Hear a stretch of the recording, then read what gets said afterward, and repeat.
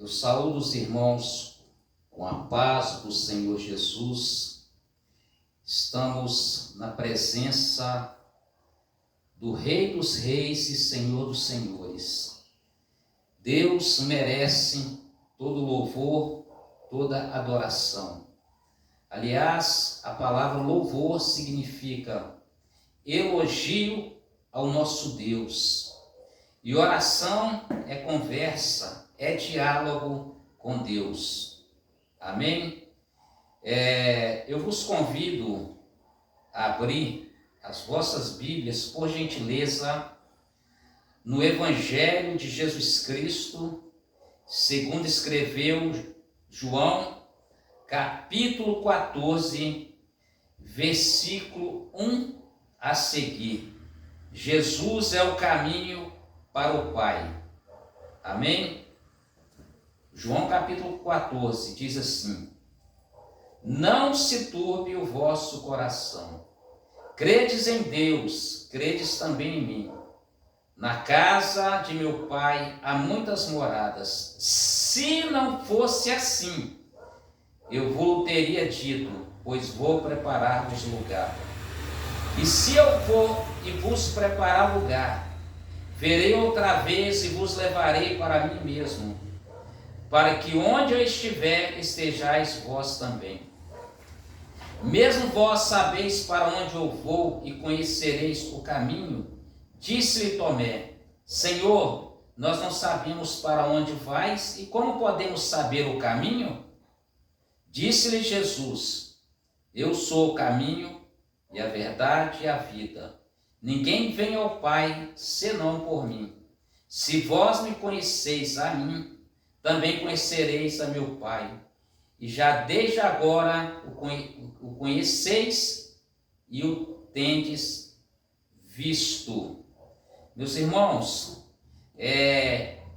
quando Jesus animou os discípulos, ele estava prestes a retornar para o céu.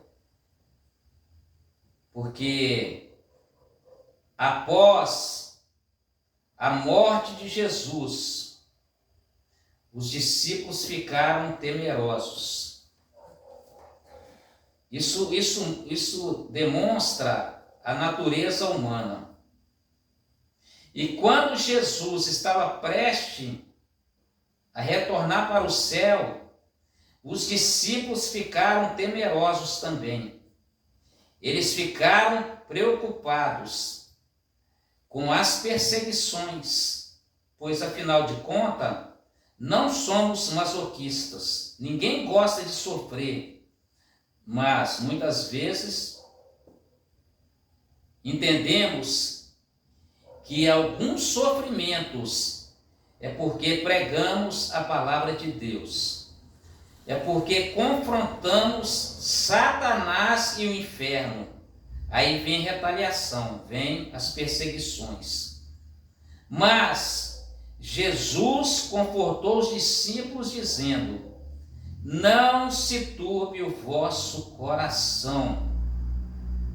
Em outras palavras, vocês precisam continuar crendo em mim. Vocês não podem perder a fé simplesmente porque quando eu subir, vocês não contarão com a minha presença física. As pessoas precisam de uma presença física como proteção. Não é isso, missionário Zé? O pai, o filho vê o pai como herói. E a presença física do pai significa uma segurança para o filho. E a mãe também. A presença da mãe é uma segurança para o filho ou a filha. E os discípulos estavam se sentindo órfãos, desamparados. E agora, Jesus vai para a casa do Pai. E nós, como ficaremos sem a presença de Jesus? Só que Jesus não disse que ia preparar lugar. Muitos pregadores dizem que Jesus foi preparar lugar. Ele não foi, porque o lugar já estava preparado. Temos que entender a Bíblia lendo o contexto, lendo o texto e entendendo o contexto. E ele disse: se não fosse assim, teria dito. Esse se não fosse assim, muda toda a frase. Entendeu? Ele estava e está dizendo o seguinte: se a casa não tivesse preparada, mas a casa já está preparada. Os irmãos estão entendendo? Então, se a casa não tivesse preparada, Jesus prepararia a casa. E se eu for preparar lugar, verei outra vez e vos levarei para mim mesmo. Porque onde eu estiver, estejais vós também. O mais importante é entender que Jesus, de forma alguma, desampararia os discípulos. Jesus, de forma alguma, desampara os seus filhos. Mesmo você não vendo com os olhos naturais, a visão natural, um Jesus humano, de forma humana, ele está presente em nossas vidas. Depois, Jesus disse o seguinte: não vos deixarei órfãos. Enviarei o Consolador, para que estejais com vocês, ou estejam com vocês para sempre. O Consolador é o Espírito Santo. No grego é o Paráclito, que é o Espírito Santo, que também significa o nosso advogado. Eu enviarei o Consolador para habitar no interior de vocês, no inconsciente, no subconsciente. O Espírito Santo, ele fala na nossa mente, no nosso inconsciente. Quando vem voz de fora, tome cuidado, porque pode não ser Deus. Não é isso, missionário Sete? Porque a Bíblia diz que o Espírito Santo intercede por nós, com gemidos inexprimíveis. O Espírito Santo, ele fala ao nosso coração. Vocês entenderam? Então, não estamos sozinhos, não estamos órfãos.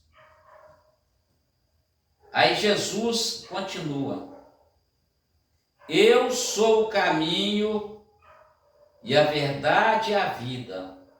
Ninguém vem ao Pai senão por mim. Jesus é o caminho que leva à salvação. Então, o pensamento, a ideologia de que todos os caminhos levam a Deus está errado. Nem todos os caminhos levam a Deus. Porque a Bíblia diz assim: há caminhos que aos olhos humanos parecem perfeitos, mas são caminhos de morte. Às vezes a pessoa está pensando que está trilhando no caminho que leva a Deus, mas muitas vezes está caminhando para o inferno, porque a porta larga é muito prazerosa, irmãos. Não vou dizer que é ruim a porta larga. A pessoa se diverte, fica à vontade, não tem compromisso com as coisas de Deus. Em contrapartida, o caminho estreito exige renúncia. Para você entrar no caminho estreito, você precisa se abster de muitas coisas, como por exemplo, dos desejos da carne, da lascívia, da prostituição, da fornicação, do adultério, da corrupção, da mentira. Você precisa abrir mão de muitas coisas, das palavras obscenas, da conduta que não agrada a Deus. Esse é o caminho estreito que leva à vida eterna. E Jesus é o caminho estreito que leva à vida eterna. A metáfora mostra dois caminhos: o que leva à vida eterna e o que leva à perdição. O caminho que leva à perdição é um caminho de uma falsa liberdade, que eu chamo de libertinagem. É um caminho onde as pessoas te oferecem algo, te oferecem bebidas alcoólicas, as pessoas te oferecem drogas. E o caminho que leva ao reino de Deus é o caminho do fruto do Espírito, que está registrado em Gálatas capítulo 5, versículo 19 a 20, onde fala sobre o fruto do Espírito e as obras da carne. Fruto do Espírito e as obras da carne. O fruto do Espírito é paz, amor, longanimidade, bondade, mansidão, fé. E as obras da carne, ira, peleja, dissensão, são tantas coisas, irmãos. Então, para você entrar no céu, você precisa produzir, como diz o João Batista, é preciso produzir frutos dignos de arrependimento. A verdade é essa. Então, Jesus, ao mesmo tempo que estava consolando os discípulos, ele estava mostrando a condição para entrar no caminho. Ele está dizendo: vocês estão no caminho se vocês permanecerem na obediência. Não é isso? Se vocês guardar a palavra de Deus no coração, vocês não podem sair do caminho que conduz à vida eterna.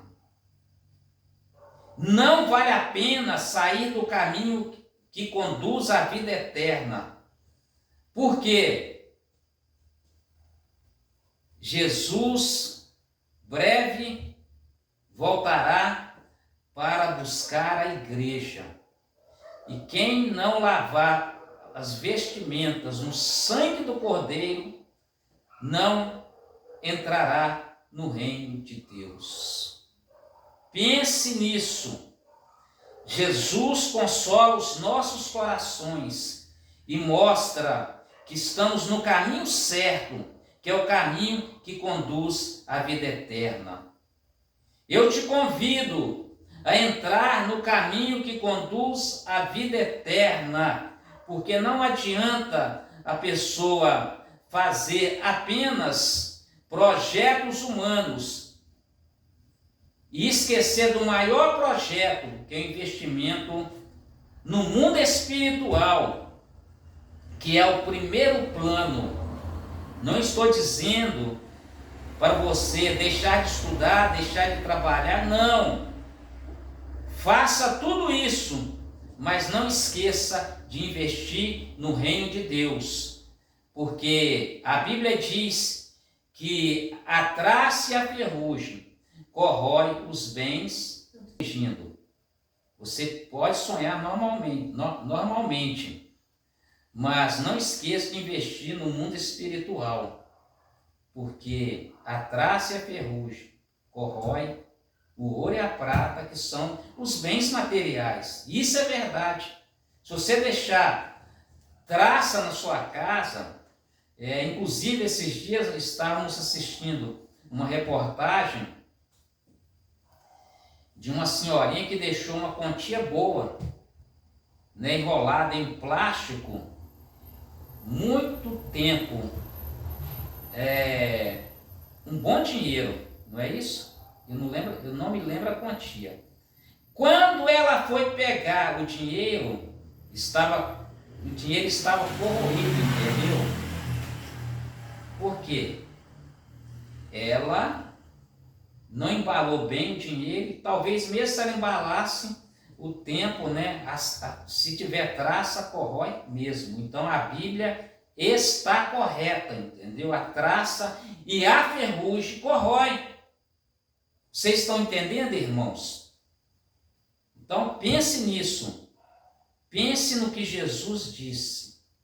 Ele nos consola. E se você tiver comendo e bebendo, como diz o apóstolo Paulo, agradeça a Deus, porque nada trouxemos para este mundo e não levaremos nada também. Que Deus em Cristo continue abençoando a sua vida em nome de Jesus Cristo.